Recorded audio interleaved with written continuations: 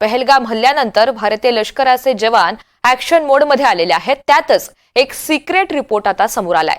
Pahalgam हल्ल्याचं planning लष्कर ए तोयबाचा उपप्रमुख सैफुल्ला कसूरीनं केलेलं होतं. या हल्ल्याबाबत फेब्रुवारीमध्ये बैठक झाली.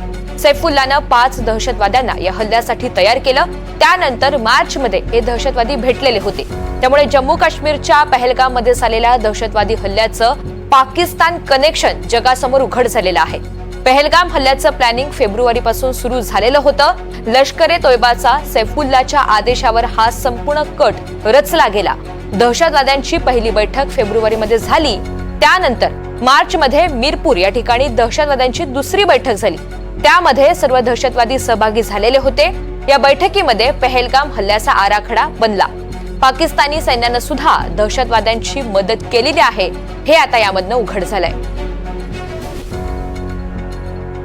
तर पहलगाम हल्ल्यानंतर भारतीय लष्कराचे जवान हे एकंदरीतच ऍक्शन मोडमध्ये आल्याचं चित्र आहे आणि त्यातच आता एक सिक्रेट रिपोर्ट समोर आलेला आहे, ज्यामध्ये महत्त्वाच्या गोष्टी पुढे येत आहेत. पहलगाम हल्ल्याचं प्लॅनिंग हे लष्कर ए तोयबाचा उपप्रमुख असलेला सैफुल्ला कसूरीनं केलेलं होतं. त्या संदर्भात ही माहिती रिपोर्टमधनं पुढे आली आहे.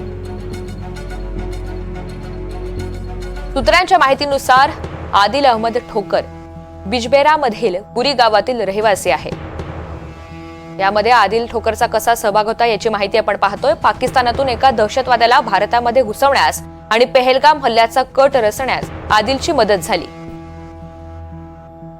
आदिल 2018 मध्ये वैध विद्यार्थी व्हिसावर पाकिस्तानला गेलेला होता.